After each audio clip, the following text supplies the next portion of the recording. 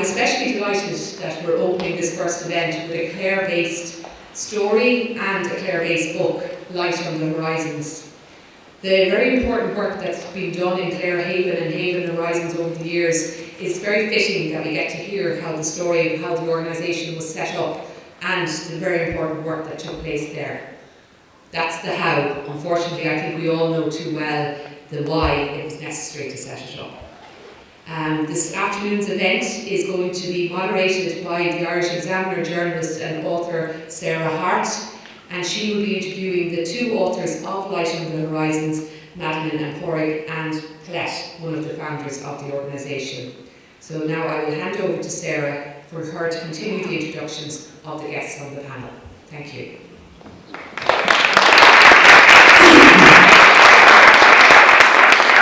Thanks for that lovely welcome, Cora. Just to expand a little bit on what Cora said, so this is Madeline here on my left. Madeline was a former crocodist, and then she was project coordinator for Clare Haven, and now she's research and development director of Haven Horizons, and she's co-author of Light on the Horizons. Then we moved to Colette Redington here. Colette is a former teacher. She is co-founder of Clare Haven and Haven Horizons. And now we move to Pádraig. Pádraig Haran is a Clareman exiled to Dublin, and he is a former school principal, and he's co-author of Light on the Horizon. Before we begin, I'd just like to warn anybody who might potentially be upset or triggered by some of the topics that we're going to be talking about. We will be touching on domestic abuse, obviously, and domestic homicide and sexual violence. And I believe there are leaflets outside with helpline numbers on them if anyone wants any further information. Okay, Colette, first question. Let's get rocking. How did this book come about? Well, Sarah, I'll tell you now, there was a moment a couple of years ago, and we were sitting with our lovely trustees that have been there on the road with us for the last 30 years, and it was about looking back and it was about looking forward, and maybe looking at the work that Madeline was beginning to do then. And actually, what captured us really nicely is, do you know Charlie Mackes's book, the boy, the mole, the fox and the horse? I'm sure there's some fans here, beautiful illustrations. And they're also here, the horse and the little boy says, look how far we have to go. And the wise horse, who's voiced by Gabriel Byrne actually in the animation, said, but look how far we've come. And it was kind of one of those moments, that looking back over 30 years, that 30 years ago, there was nothing for women who were experiencing violence here and there. Their voice actually was a silent voice. And then if you look at where we are today, Clare Haven Services, which is the refuge service, the frontline service that directly supports and provides accommodation for women and their children, and counselling and support programmes that run as well on line with that. Haven Horizons, which started in between 2014 and 2016, and it's a national research centre and education centre. And running, and Madeline will tell you a lot more about it, but running third level programmes for frontline workers, working with a third level system, giving an accredited course. It's kind of phenomenal. Sorry to interrupt. It's kind of phenomenal, really. I should have said to you that I actually edited the book or helped edit the book. So having done that, I mean, what you've achieved is astounding. Isn't it? That's the looking back, Sarah. It's really good just to acknowledge it. And the bit in the middle, of course, is the shop. I'm sure not a lot of people know about the shop, Clare Haven Horizons. It's a combination of the two names, and it a fantastic award-winning shop as well.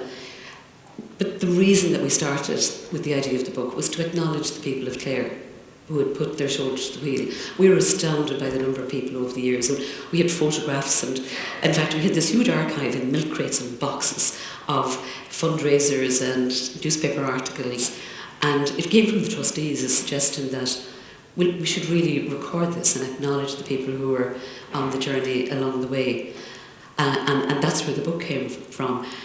We were so lucky then with this big archive. After it was collated, initial collation, Pádraig came along, and we were really, really lucky because he took all of that material and created a story, but not only a story about the people of Clare and their involvement, but also it was sort of a social, he chronicled the social changes in Ireland Now I'm going to stop you there because I'm going to ask, he's the man to ask about that in a minute.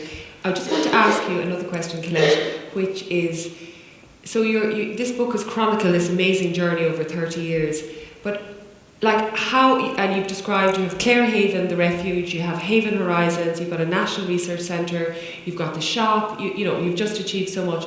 But how did Clare Haven, which is the first organisation, start? Like, how did this all start in the very beginning? Where did this come from, this idea for Clare Haven? And of course, missing today, and she's with us in spirit, is Mary Fitzgerald. 30 years ago, I was teaching here in town. Mary was working in the Garda station over the bridge. And separately, we came across families, women and children who had to leave their home as a result of violence. And in my own situation, it was a young student who came into school one morning, and she mustn't have been more than 14, and she had no bag or books with her, and obviously upset. And after the class, she stopped by the desk and she said she was apologising for not having done her homework, which I thought, you know, this obviously something must have happened, you know. And she told me that she'd spent the night in the Garda station with her mum and her younger brother or sister. And later that day after school, I just went over to the Garda station and to check had that family got somewhere to stay. And they told me that they had found a room in Adapt House for them. So sometime later that week I went to Adapt House, and Maeve O'Brien Kelly had started the refuge there in the 70s, an amazing woman and a great mentor for us. And almost at the same time, Mary Fitzgerald was coming across families who had to sleep on the bench in the Garda station. And she went to Adapt House, and through that we made that connection. Okay. And so we met up. Go on. And actually, Mary was really nice because I hadn't known her before. She tracked me down to the school, sent me a lovely letter with beautiful handwriting, and we met up. And actually, her handwriting was so gorgeous, I thought, I'd say she's an elderly lady, and she was offering to give money to help because she heard of what I was trying to do. She'd love that, I'd say. I've only met Mary once. There's nothing. She's not a little old lady by any means. Formidable.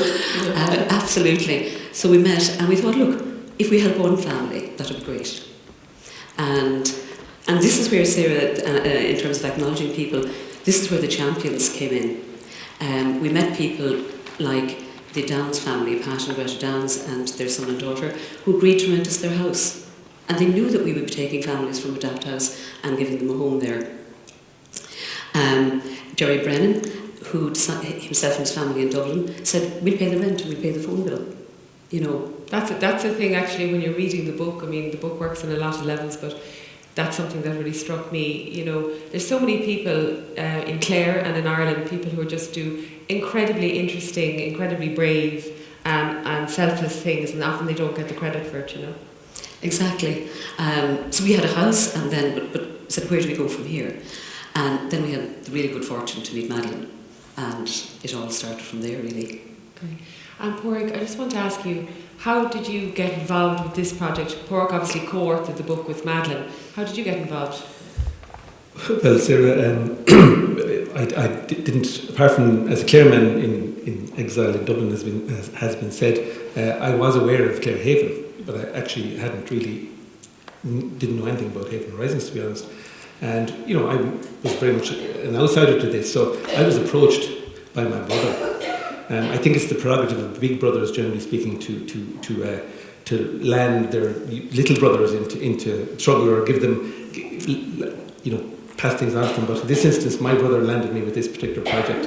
And initially, I didn't know, as I say, anything about it. And of course, he explained to me that I think he thought of me because I had written a family history, right, which is not exactly the fantastic reference for writing a book, but I had used that kind of approach of trying to situate the characters in our family history going back hundreds of years within the times that they lived in and what was happening in the Ireland of its time and the political pressures and the social conditions and so on. And he thought, in his wisdom, that might be an approach that would suit this particular project because he had worked and has worked quite a bit with Clare Haven and Haven Horizons in different capacities, doing reports and doing some writing.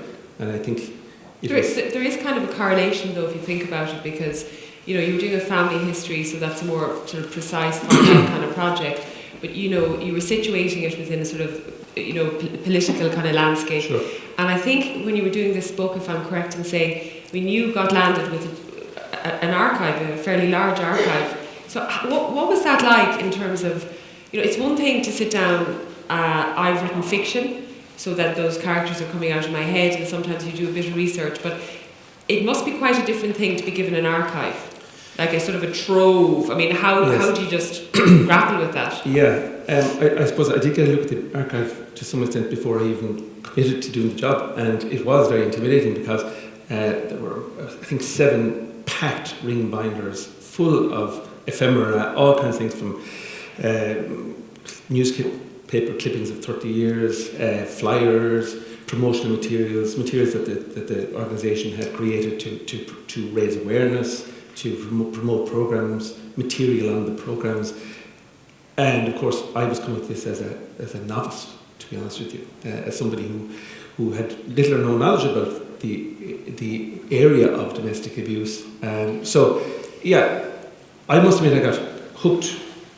And I think one of the things that hooked me quickly was part of the archive, apart from all the paper material, shall we say, there was also an archive of audio recordings of interviews, which had been conducted probably during COVID, when we were all Zooming to be at the band, as we all know. And these were all done on Zoom by Paula Carroll, and they were conducted with Madeline and Mary and Bishop Willie Walsh and numerous other people who had played important roles, Ita and Martha and others here who played important roles in the life and the history of this organisation. And that particular dimension of the whole thing, I think, was the thing which brought the whole thing to life for me, because documentation is, I won't say it's dry, but it's inanimate, right? But this was absolutely animated. Kind of living almost. So I was listening to these voices, and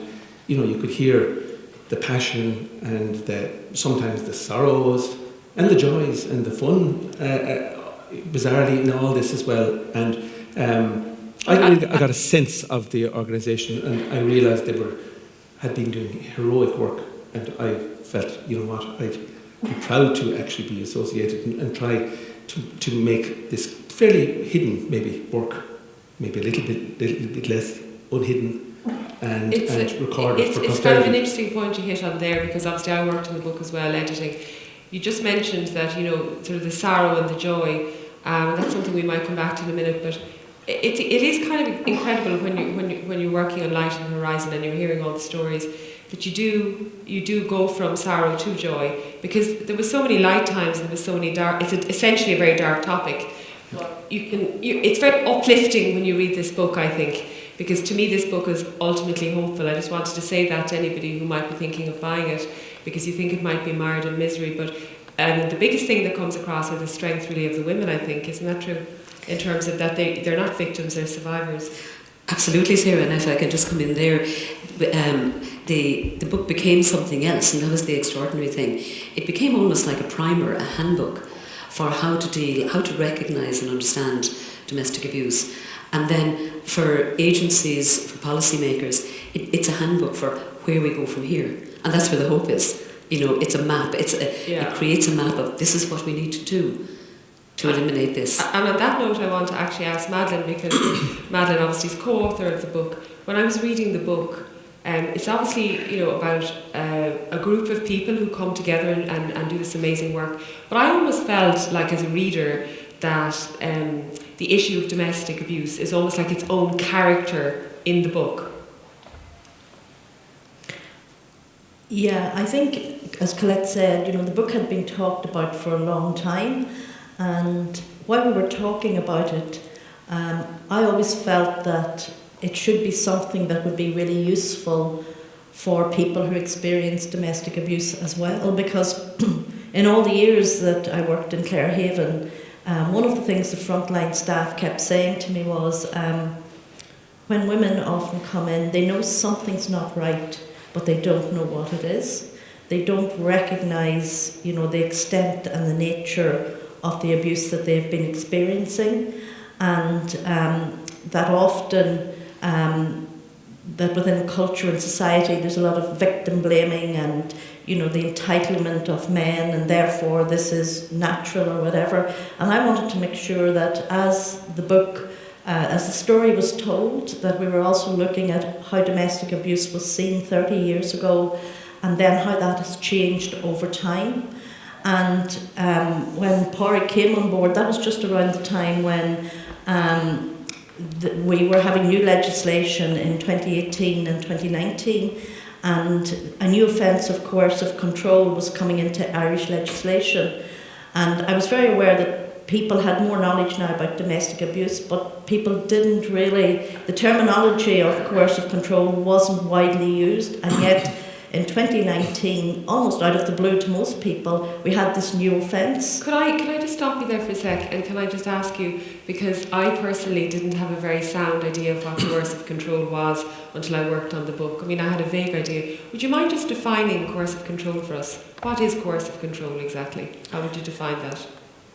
I suppose it's not really one thing. It is a series of tactics that are used by anyone in a relationship, and you know, often when people are talking about it, they also extend it to in professional life or in personal life, and the tactics are used to ensure that over time one person has all the power and all the control in the relationship, and the other person, it's like say Evan Stark, who coined the term, would have, by the time he was finished writing his book on it, he said it was akin to domestic terrorism. That's a really interesting term, domestic terrorism. Are you saying so essentially it's more psychological violence? Well, it contains psychological violence, but it is all the other types of abuse, you know, financial control, emotional control, sexual abuse, isolation, using children. I mean, there's another person who writes a lot on this, Emma Katz, and she calls it the terrible toolbox of tactics. So there is just a huge toolbox of tactics that people can use to control other people, and particular abusers and perpetrators choose the tactic that works. And what some people would call it is that victims are targeted, and then tactics are chosen that go to the weaknesses that they might perceive that victim has. And it's not a weakness that the victim has. One really good example, Luke and Ryan Harte, and their father. Luke had an allergy to peanuts, and he wanted to control. Can you just explain for a second, because I didn't know who these people are, Luke and Ryan Harte, what exactly happened in that case? It was a family that had never suffered physical violence, but most people would say domestic violence. They had never experienced that. They experienced coercive control all their lives, the whole family. So the mother Charlotte, mother Clare, sister Charlotte, and Luke and Ryan. And you know, one of the things the father wanted to do, which is one of the tactics, was to isolate them from any support system. So he moved them out to the country, so they'd be living on a farm in poverty, you know, self-sufficiency, all of that. And Luke and Ryan, one of the reasons they worked really, really hard at school was they decided that they were going to earn enough money to help their mother and sister leave, because they had no access to finance. And so they did that. They went abroad, they worked as engineers, and they came back, and they knew that the father would be away overnight, and they arranged to move the family out of the house, and they had organised a rented house. And so they did that, and then the father contacted the mother to meet her about their dog or something like that outside a swimming pool. And the solicitor advised the mother not to go, but she thought it's a public place, it's a swimming pool, and he shot the mother and the daughter, and then he committed suicide. And one of the things he had done, there was never violence, so it was really confusing for the whole family. They thought this was normal family life, but he had fed a peanut to Luke, even though he knew. So, and he was rushed to hospital, and he told Luke's mother that if she didn't do what he wanted, that he would do that, and nobody would be able to prove it. And so basically huge psychological torture. And actually, I wanted to ask you another question, because with coercive control, obviously, I presume everyone in the room would have noticed last year, 2022, there was 3 high-profile cases about coercive control. That was my first time ever kind of coming into contact with it. It's another thing I noticed last year as well, maybe other people here have noticed it as well, the term gaslighting, like that was chosen in 2022 as the American Dictionary, Merriam-Webster's Word of the Year. What exactly is gaslighting in your opinion? Well, it really surprised me when I saw it was chosen as Word of the Year, because for some reason I always remembered a film I watched, a black and white film, and on Sunday afternoons at home we'd always have been watching films, and the film was called Gaslight, and it always stuck in my memory, and it was from a play that was written in the 1930s, and then a film was made out of it a couple of years later, and it was the story of an opera singer who was very well off, and she had got a gift of some jewels, and she died, and her young niece was left everything, including her house in London. And I think she had gone over, her aunt was in an opera and got sick, and she'd gone over, and then the aunt died, and this guy, older man, befriended her, he charmed her, he, on the boat back, he proposed marriage, they got married, and then they moved into the house, and he said, well, just to have a fresh start, we should move everything belongs to your aunt up to the attic. And so the gaslighting was that he wanted to look for these jewels, which he knew must be in her, what she owned. And so he was going up to the attic at night, but he was making a bit of noise. And when he was, so she was saying, so he then tried to convince her that she was imagining things. And one of the things he did was he turned up and down the gaslight, and he moved stuff and made sure stuff was misplaced. And she felt that she was having a breakdown and mental health problems, and quite a dramatic film. And so, are you saying in essence, when sort of is gaslighting essentially where you try and convince somebody that the sky is kind of green and the grass is blue? Is it? That's what it is. Yeah, it's very common in very coercively controlling relationships. So they kind of go hand in hand. Now, I'm going to read just a little bit from the book and then ask you a question, Colette. I'm a hard-hearted Hannah because, when you're doing journalism, you just are. But when I read this book the first time, I was in the middle of it. I know exactly where I was sitting. It was summer's day, and I felt a lump in my throat, and I felt myself start to cry, and I thought, okay, you are stressed in other areas of your life, get a grip. But the thing is I had to go over this book a gazillion times, and every time, hopefully I'm not going to do it on stage now, but every time I got to this bit, every single time I got a lump in my throat. So I'm just going to read it. It's about the annual trip from the refuge every year. On the morning of the trip to Lahinch, the women and children would be up early and meet at the refuge. Staff would pack a picnic because the families wouldn't have much money for food or treats. Martha Barrett describes the excitement. When we'd arrive in Lahinch, we'd go to the aquarium with the children. I can still see their eyes lighting up just to get into the aquarium. For some of the families, it may have been the first trip they had taken in a long time or even in their lives. This would be followed by going to the swimming pool. After a picnic at Lahinch Beach, the children paddled and made sandcastles. The day finished with a barbecue at Vaughan's in Kilfenora. Martha remembers that Vaughan's were very generous. They were always great to Clarehaven. The first year, when they didn't know us, there was a minimal charge, but once they knew it was our annual trip, they'd almost be ringing us, are you coming again this year? I can actually feel it happening. I'm not going to cry. I have to stop for a second. This is the bit that slays me, the next bit. It was a great finish off to the afternoon because after the barbecue, some of the children might sing or dance and some of the mothers would sing and say that the day brought back memories of when they were young. It's that last line that kills me.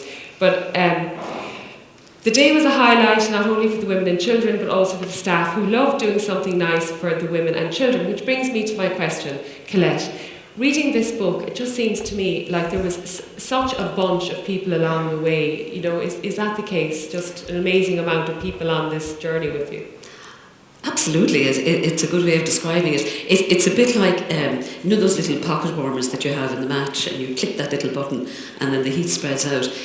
that's what happened. You start something with no idea of where you're going, really, and then an amazing amount of people join in. They come as volunteers to the days out. They join the staff. At the moment, I think they're up to 40 volunteers helping out in the charity shop. But the striking thing is the goodwill, the amazing goodwill. There was a day we were in a little office opposite the courthouse, and somebody dropped in a big brown envelope, and there was 6,000 old pounds in it. You know, that when the money changed sometime around then, and no note with it, nothing. People dropped in and they had bags of money. They said, look, we did a sponsored walk, a run, a silver trail, a debate. It was absolutely so heartwarming, so many people involved. And then, you know, you meet people like Father Pat Coogan, who sadly passed away just before Christmas. He was co-founder of Respond, as the voluntary housing agency, and we had contacted him. We'd saved enough money for a site, and we thought, okay, we need to stay in Ennis somewhere, Mary and myself. We need something that's close enough to Ennis. And we had contacted him, and we went out with him to this site. And I always remember looking down at our shoes. We were squelching in mud. And Pat Coogan said, well, do you know what now? You're going to sink every penny of your savings in here before you put one brick on top of the other. And I remember he had a mobile phone, because it must have been 93, because that was the first time there were mobile phones in Ireland. And he just looked at it, he said, do you know what? I like you, I'll work with you. And that was such a great thing, you know, that he needn't have done that, but he knew the planning process. He knew about, he had access to architects' plans, so building the refuge could proceed really, really quickly. He seemed like, in the book, obviously he's sadly passed away, but he seemed like an exceptionally dynamic character, and Bishop Willie Walsh as well stood out for me. And I'm not imposing my views are private anyway, but sometimes in Irish society now it deeply irritates me, you know, that people can be very dismissive of anyone who is a member of the clergy. It's like, you know, I find that very irritating. And when I was reading the book, it just hit me again and again. Both Father Coogan and Willie Walsh were just amazing champions, really, for Clare Haven and Haven Horizons. Is that correct? Amazing advocates, really amazing. They understood the issue. They knew what we were trying to do. And Bishop Willie Walsh, in the very early days, he's still a trustee of both organisations, actually. And he was always somebody who had that voice, who was a support for us, and who spoke and wrote about women's situation and why they should not stay in an abusive relationship. And actually, on that note, can I ask you a question about that? Sometimes I think when you're dealing with something like domestic abuse or something that's very serious, it's great to get, there's something kind of hopeful about being constructive and saying, you know, how can we change this narrative? How can we move forward and tackle this problem? Would you have any tips for, say, anyone who was listening, who was dealing maybe with young people and relationships, Colette? Well, I remember in the early days, Sarah, wherever we got the time, we were doing workshops in schools, and I had 3 daughters, went through my own school, and they were basic workshops on recognising what's a healthy, what's an unhealthy relationship. And even back then, and that must be about 25 years ago, I can remember some of the students coming back to us and saying, you know, do you remember that when we were talking about him buying her all those presents or insisting that she wears his jacket, but not wanting her to talk to us? Mm. That's happening too, and they would mention a friend, you know. So the benefit of having that dialogue, of having that language, is so important. I think what, as parents, do, you know, once you begin to realise that if you look at the Women's Aid research that was done recently, between the 18 and 25-year-olds, 1 in 5 young people said that they experienced domestic abuse. 1 in 6 that there was an element of coercive control. And of those that did, 1 in 3 said that we told somebody. The other 2 didn't. Actually, might I just say that in the book works on 2 levels. It is a story of a group of people, and it's really interesting on that level, but there's a second level to it. And Madeline, on that note, I want to ask you this question. I'm just going to read out a quote. I don't know, does anyone here read the Sunday Times? But this quote was in the Sunday Times about 2 weeks ago. Camilla Long, she's a very sharp writer, I think. So this is what Camilla wrote. She said, she was writing about female victims of male violence. Why are female victims treated always like weird, hopeless dolls who stupidly didn't do the right thing, while the men who have inevitably assaulted them or shot them are quietly excused? Oh, he was angry about the loss of status, or oh, he didn't like being sacked from his job. It happened in that murder at Epsom College. So Madeline, would you agree with that, about that sort of victimisation, not victimisation, but characterisation of men and women? Yeah, when I was talking about Luke and Ryan Harte, they became and are activists in this whole area now. And the reason that made them decide that after all the grief that they experienced, that they would do something was because of the headlines in the paper. And they said the first time they saw or heard the words coercive control was when they were sitting in the police station after it had happened, and there was a poster on the wall listing what coercive control was, and they looked at each other and they said, this is what we've been experiencing our whole lives. And then over the next couple of days, all the headlines in the paper were about, oh, their father, and he was a great man for the DIY, and he was caring, and the neighbours were saying this and that, and that, you know, it was a momentary you know, I suppose fit of anger because his wife had left and there was talk of a divorce. Kind of excusing him in a way. Yeah, and they knew that he had been a really horrible, controlling person all their lives, and their mother was hardly named in the paper. And similarly with what you were talking about with Epsom College, I mean, when I'm running the course... Just to interrupt you, I presume you also Epsom College was that case in England about 2 weeks ago, or maybe 3 weeks ago, where the headmistress got shot by her husband, who wasn't doing too well, obviously, and he shot her and shot their child. Yeah. So, and often when those sort of murder-suicides happen, the headlines are usually trying to give a reason why the person would have committed this crime. And with Emma Pattison and the daughter, she had just been recently promoted to be head of this college, and his business wasn't doing very well or had failed. And that's what the headlines actually said, you know, that, or maybe if she hadn't, you know, that he felt undermined by her doing so well.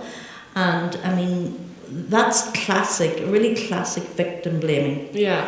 And that goes on all the time. And so what I was saying was that when I'm running the course, because this is just so prevalent, every week I start the class off by saying, what's in the news this week? And give a couple of examples of what's in the headlines, either here or the UK or Australia or America. I mean, it's worldwide. And then discuss, you know, what is that about and how is that covered by the media? Because that's really, really important. Victim blaming it's insidious, and it's I suppose it's subtle, and it forms, I suppose, societal thinking and conditioning. If you're seeing these type of headlines, you know, a lot of people say, oh yeah, it must be really difficult, or this or that. Or that when a perpetrator does something like that it was anger and he was out of control. But why I really pick these topics and focus on them is because what the research is showing, that it's the complete opposite. That physical violence in a relationship is less high risk than clusters of control. And I think it's really hard, even for frontline guards or frontline domestic abuse workers, if they're not aware of those risk assessments. When you're doing risk assessment, if you see all this controlling behaviour and you ask clarifying questions and you realise that all these areas of someone's life's being controlled, but there's no violence, you think, oh well, okay, but actually... It's a kind of, what you're saying is it's a predictor of domestic homicide. So what you're saying essentially is that if there's no physical violence, but there's a kind of a cluster of signs, specific signs, particularly coercive control, that the chance of domestic homicide shoots up, is essentially what you're saying. Yeah. Can I just ask you another question related to that? Because I just recently, there's been so much, I don't know, have people been watching the Katie Hannon show, but there's been so much on porn. I think it was said in the Katie Hannon show that, which is pretty depressing, I think, that the average 11-year-old Irish boy has already come into contact with porn. There was a teacher on the Katie Hannon show, he was very articulate. He said that 8-year-old kids have got porn, not because they've gone looking for it, because they've smartphones, and the way the thing works is it kind of comes at them, if you know what I mean. They're not actually looking for it. Something I've personally noticed in a lot of novels of young writers is that, which wouldn't have been there, say, 10 or 20 years ago, this is sort of the younger generation, there's an awful lot of choking during sex, you know. I keep coming across that. So I wanted to ask you about, you know, have you any views about, Madeline, on kind of porn, you know, what's going on, how we might kind of combat that, or how that feeds in, let's say, does that feed in to some of the problems? I think one of the things that's happening now is there's a lot more research being done in third level.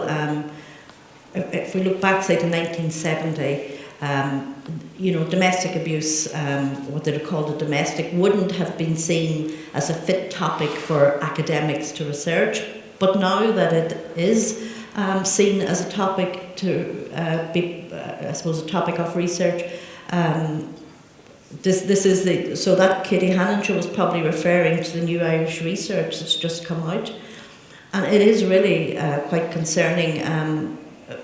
Another statistic that they give that I find really hard to believe is that, you know, there's a lot of where there's physical violence, there's a huge amount of attempted strangulation, and strangulation is a way of, you know, part of coercive control is do what I say or else. And the or else could be anything. It could either be physical violence, it could be whatever, using the kids, threatening the kids.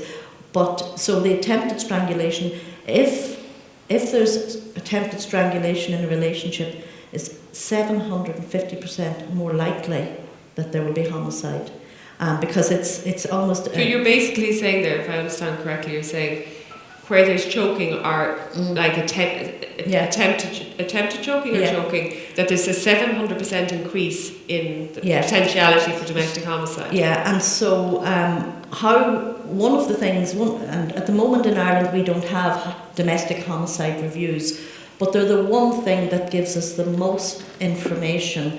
And there has been a study done in Ireland about should we bring in domestic homicide reviews and what would we need to do that. So what is that? That's basically after a homicide you review the whole case and you look back. And you try and work out where the red flags were along the way and then collate those so going forward. So that guards and frontline professionals would know if these things come up, this is a very high risk. And we have new units now within the Gardaí, and they're Divisional Protective Services units, and all the high-risk cases would go to those units where the people are trained and they've specialist interviewers for children. But if you don't recognise the red flags and you pass over those, then the risk assessment has a lower number and those cases don't get sent.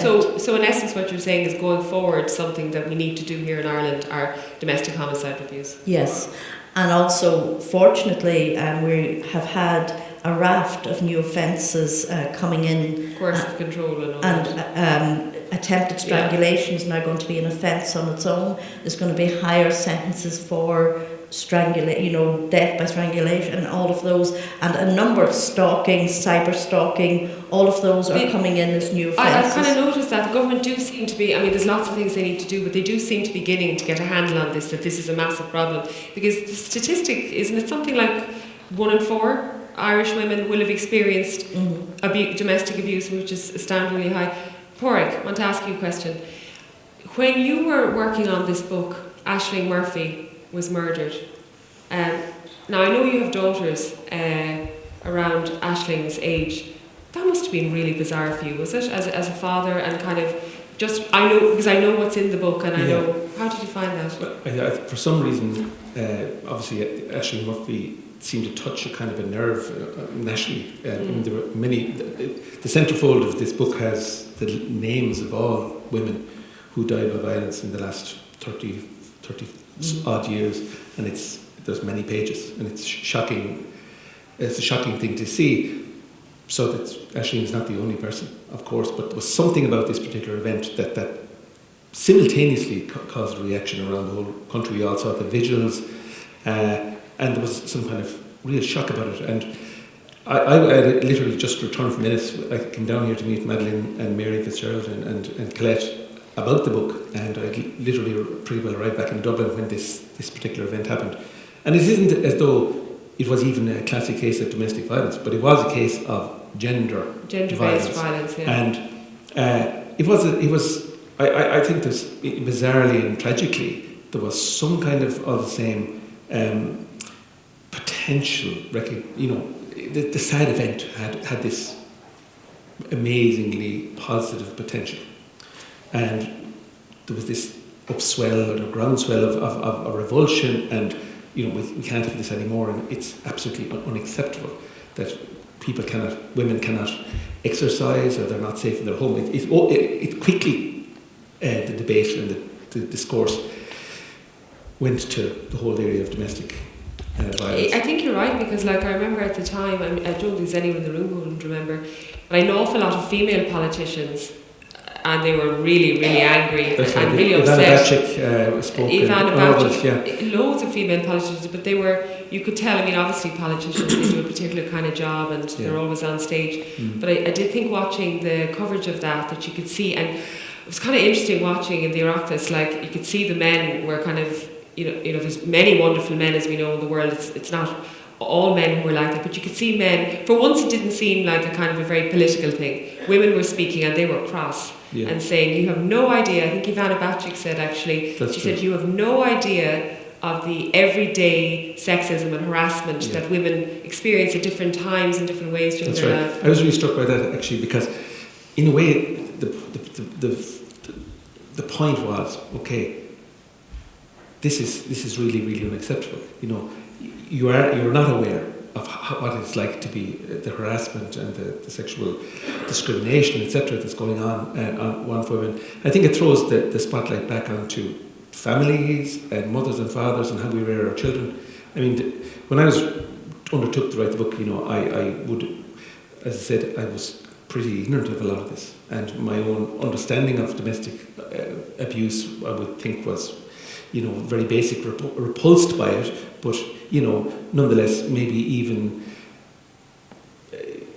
you remember you talked there about the victim shaming. In other words, when you would say, why doesn't a woman leave when they're being I would have had that idea. God, this is shocking that she's being mistreated. Why doesn't she leave? And I didn't understand the complexities that are around that, and maybe even the control which does not allow it.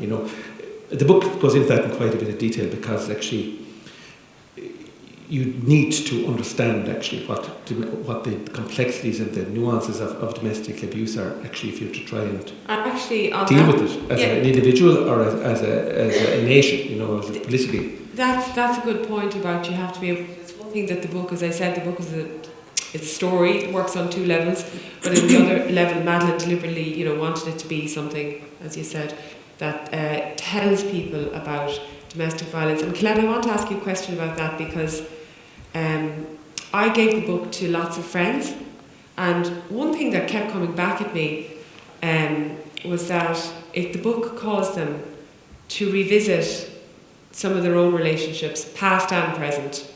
Now, I suppose, Madeline, I'm sort of asking both of you here, but obviously they weren't, what they weren't quizzing was physical violence, because they would clearly know, they'd know if they'd had physical violence in their relationships. It caused them in a much more subtle way to I suppose, more towards the coercive control kind of thing. So, Colette, would you like to answer that then, Madeline? It's interesting, because I remember when Madeline and Pádraig were writing the book, Madeline made a comment, when people read this book, it's going to change how they look at relationship abuse. And just as your experience with your friends, when you gave it to people, Sarah, the same happened after the launch, after the book came out, the number of people in friends groups that came to us and said, you know, that relationship, that boyfriend, that girlfriend, because remember this can happen in any relationship, that's what was happening, and it wasn't healthy. And so it turned a spotlight on what relationship abuse is. And actually, at the launch, and again to acknowledge two really courageous women whose voices in the book, actually the story of two women, we call them Joan and Norma, and their voice was used on the launch of the book back in November. And one was classic, not if you say classic, the tactics of near strangulation. A lovely woman who decided she was going to stay until her children had grown up and they could leave. And she was just waiting for the day when she could get away. And she planned it. She planned it meticulously. She had no financial independence. She was badly beaten so many times. But she did get away, and she actually, from a totally different county, managed to get here to Clare. And she was one of the first women that we were able to help. And she said she wanted to give back, and she wrote her story and gave it to us. Now, even, she would say, I was talking to her recently, and she said that it's only now that she realised how manipulated she was by him. How manipulated? Manipulated. She was in fear for her life, but she realised how every one of her moves was manipulated.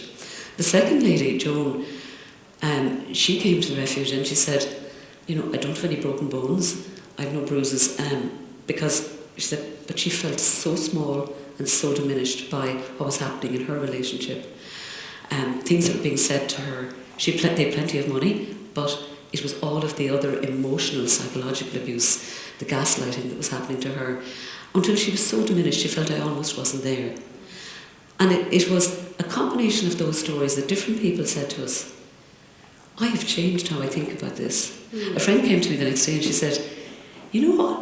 I was really surprised. She said, do you know that arrangement I have? It's a professional arrangement with somebody. She said, after that lady spoke, I realised this is bullying, this is coercive. I've left that situation, like somebody was paying for or whatever. And she said, I've left it. And she said, I just feel so free. I just had this feeling, a gut feeling. And I think reading the book, so it has become so much more. It has put a spotlight, a sort of an analytical spotlight on relationships. Yeah, I'd actually myself just contribute that having read the book, I decided that a professional relationship I have, that there was a man who wasn't really my boss, but let's say he had some power over me, just the way the structure of where I was working worked. And I recognised that I thought he was, well, definitely bullying me and using some of those kind of gaslighting, that tactic that Madeline mentioned. You know, it's when you kind of don't... Explain to me again, not the film, but just explain gaslighting. I know what it is, but I can't explain it. Well, I suppose it's trying to make people feel that they can't trust their own mind. So it often is the result is that people end up with mental health difficulties because... But the technique more is like, isn't it the subtle thing? Gaslighting is kind of where you make the other person... Is that with... Yep. Nothing there. Am I back? You're back. You know, well anyway, this guy, I just felt it's boring essentially, but from my story it's boring, but it was just, I felt I was being gaslit. I recognised the stuff that I read in the book and I thought, I'm not taking this. And I didn't take it actually. I put my foot down, so that was good. Madeline, one thing that I didn't actually ask you was, we mentioned Clare Haven Horizons, and so you're research development director of Haven Horizons. So Clare Haven obviously is a refuge. What exactly do you do in Haven Horizons? I know it's education, but what exactly do you do? Well, I suppose if I start by saying, I suppose how Haven Horizons came to be was really after 20 years of running the frontline services, and I was there for 10 years, and then I left and went off and did some other things.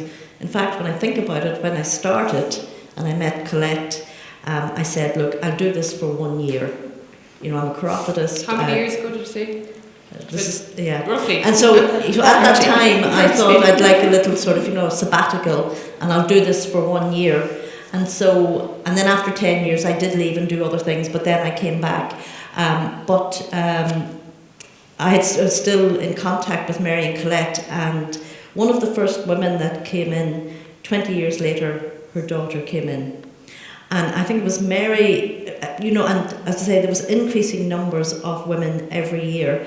And the logical thing to do would have been to just stay with Clarehaven and keep providing the frontline services and the increasing demands and the increasing need for court accompaniment for women, all of that.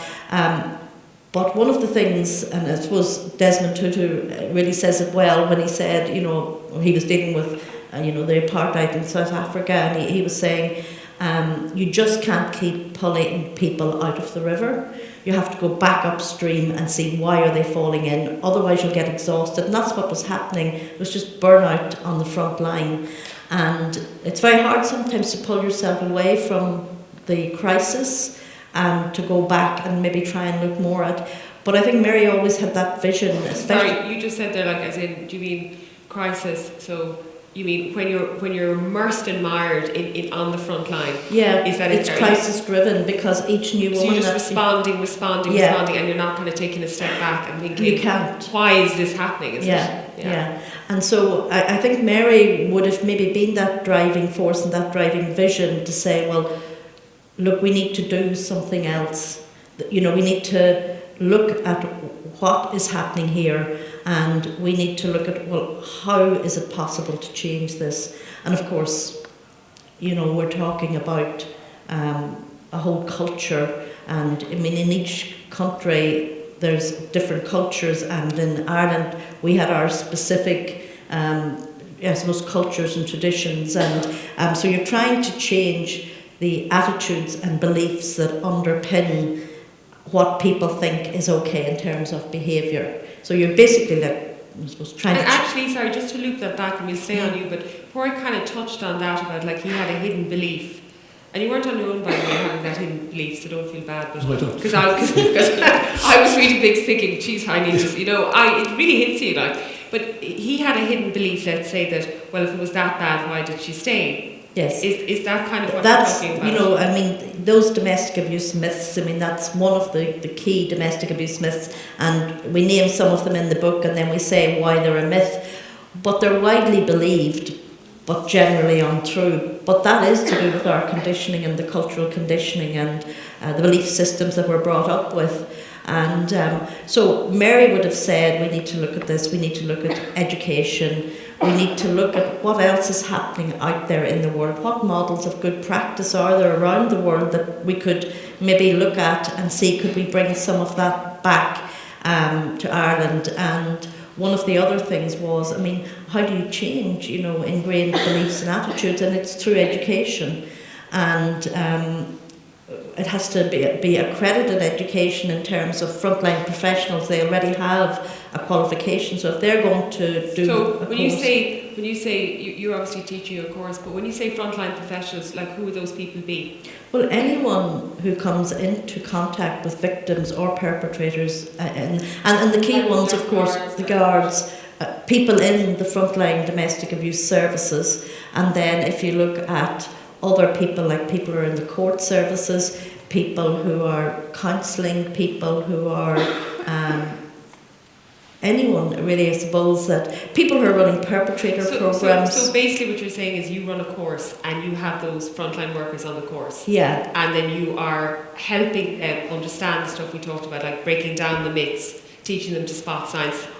Is that essentially it? That's part of it, but really the important bit is that it is interagency training, so that they're sharing the knowledge of, I know when... Finding the gaps. And I see Jerry Kelly here, and Jerry was the chief super here in Ennis when I was in Clarehaven. And, when we started, we didn't understand really what the roles of the guards were, what were their constraints and what could they do. We thought they should just be going in and, and so when you work more closely with people and when you do interagency training, you get to understand what all the different roles are and the limits of people's profession. You probably find the gaps, do you? Like, between all the different... Yeah, and so there's one thing that there's gaps within agencies, but then there's gaps with when you're trying to do interagency work, when you're trying to work with other agencies, and it's in those gaps really I think that tragedies happen. Okay. Which goes back in a way to what you said earlier about homicide reviews. Yeah. About again that's going back, unfortunately, after some poor woman has been murdered, but you're going back to try and see where the gaps are to avoid it happening in the future. Yeah, and one of the big things, with that, so training, networking professionals, and looking at models of good practice, that would be the sort of 3 areas of my work. And I also see Bishop Willie Walsh here, as Colette said, he's been here with us, I suppose, on this journey from the beginning and is still a trustee. And, I would have thought Mary and Colette wanted to bring me to the Bishop's Palace, as it was called, for tea. I thought, why are we going to see the Bishop? He's the problem. And now, I must say, I didn't really like that Bishop Willie Walsh is in the room, but I defended you, Bishop. Oh. Yeah, yes, I'm sure she knew. But and so what's really interesting, and we talk about this, that it's like we had these number of Father Ted moments, and at that very time in 1995, Father Ted was being filmed here in Clare, and all the outdoor scenes in Father Ted were filmed in Clare, and all the other scenes were filmed in London. And so there was a huge, it was really surreal. I mean, it could make a talk on its own, but like Vaughan's pub, where we went to for the barbecue, that was the pub in Father Ted. And the bar people behind the bar were the barmen from Vaughan's, and the extras were just the locals who came in and got free drink. One of the things with Bishop Willie Walsh, so we went up and it was exactly like, there was a housekeeper, there was a pot of tea, there was apple tart, and the housekeeper, this was just like before this was on Father Ted, go on, have a cup of tea, go on. And then Bishop Willie Walsh invited us to speak to all the priests of the diocese up in the Clare Inn, and it was on what I didn't know existed, a priest training day. So it was a room like this, and there was, I'd say, 100 priests, and we were sort of at the end of the day, and we were down the back of the room, and I remember Bishop Walsh introducing us, and you could hear this sort of shuffling and consternation in the room, because first of all, what were these women doing here? And they were going to talk about domestic abuse. So we came up, and I remember looking down at the crowd, and it was the afternoon, and all the older priests were up at the front because of hearing problems. But the first this does sound, like, with all due respect, this does sound very Father Ted-ish. But they were all asleep. And so I was looking down at these, and it was myself and Eleanor and Eileen, and basically it was a very short thing. What is domestic abuse? What would you as a priest do if someone comes and says? And so basically Eileen was just like, well, we'll just tell them, give them our leaflet, give them your phone to ring us, and if they don't give them the number, and if they don't have a phone, give them your phone to ring us. So then the following year, Bishop Willie Walsh invited us back to give a longer talk, which we did. But the interesting thing that came out of that, but I thought was very, there was a serious side to it, was that the information that we had given on the day then, Bishop Walsh brought it back to the Pastoral Bishops Committee, I think that's what they're called, but there was up in Dublin where all the bishops meet, and they meet bishops of different churches. It was basically, because we're going to have to wrap up now, so and have a Q&A, but basically that was the pastoral letter that... Yes, that in 2000 then, pastoral letter came out saying, and this is why I was saying changing beliefs and changing attitudes. A lot of women didn't leave abusive relationships because the church said that marriage was a bond for life and that you couldn't leave. So Bishop Willie Walsh brought out a statement saying that... It was huge, basically. Yeah, huge.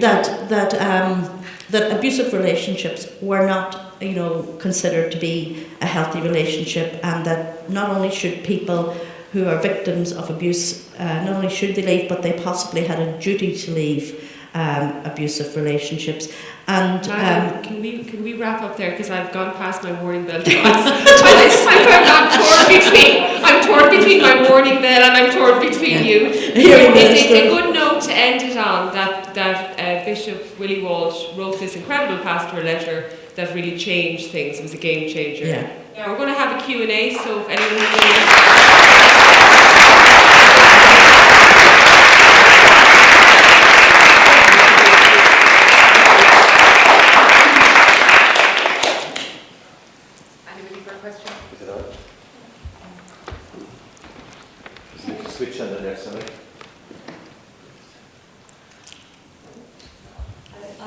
My name is Marion, and I'm very humbled listening to you all and the work you've done. I haven't read the book. I'm a blow-in in Clare, but I'm a victim of, or I won't say victim, I was a victim of domestic abuse, my first marriage, and I'm a survivor now. I did get a lot of help in Cork City at the time. I'm a Cork woman. And all those women, you know, just like yourselves, they helped a lot of women up there in Cork. And I'm so grateful. My life is so different now. I got married again, and I would say to anybody here today who is suffering domestic abuse to get out. It takes a lot of courage, so it does. But if you have people like you know, to help, then it makes it a bit easier. Thank you. Marion, thank you so much. And you know, if I can just say how important your voice is, you know, the voice of a woman is so important, because it leaves no doubt when we hear your story or somebody else's story, that is your story, and you're actually doing something huge for everybody else, because it's bringing that language, that discussion out there. So thank you so much, Marion.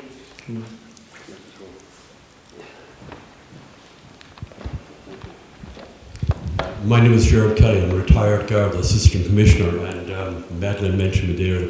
I remember when Mary and Colette came to me many years ago about domestic violence, and I remember considering the challenges they faced, but the one thing I felt at the time was the biggest challenge they faced was to change the attitudes of the victims, the women who were caught in those relationships, the relationship of the whole community. And also the attitude and the response of the Garda Síochána, because some guards were incredibly brilliant at dealing with domestic violence. I'm going back when you started in the 70s, and some didn't. And the reason they didn't was it wasn't through any neglect. They felt that the home was sacrosanct, that you could not go in there. Everything in there was private. Mm-hmm. You just stepped away, and it wasn't an Irish attitude, it was a worldwide attitude. And I remember we had in-service training schools in the Guards at the time where they went through the agenda, you trained the Guards from different things. And I remember with Madeline and Mary, I got you to send in speakers to the very first Garda training thing that we started in Clare to get the Guards aware of dealing with domestic violence. And I raised it with the then Commissioner of the day, and we got it on the national agenda, and it started there. Mm-hmm. And it went on, and it's a few years since I met Madeline and Mary in the West County, about 4 years, Madeline. Right. And ye had brought it to a whole new level. And you were going up to see Senior Gardaí at the time. I was retired. And that whole push that came brought the change in the legislation that's there. But I think the biggest thing you've achieved, and it's a great compliment to you, is to change the attitude of the key people and organisations. That was a very difficult challenge, I can just say that to you. Okay, thank you.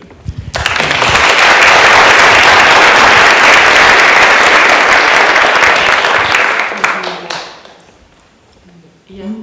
Anybody else? I think this is our last question. I feel I have to talk about the ones that are actually forgotten, the ones that can't communicate, the ones that are, you know, talk about fear and fear boundaries.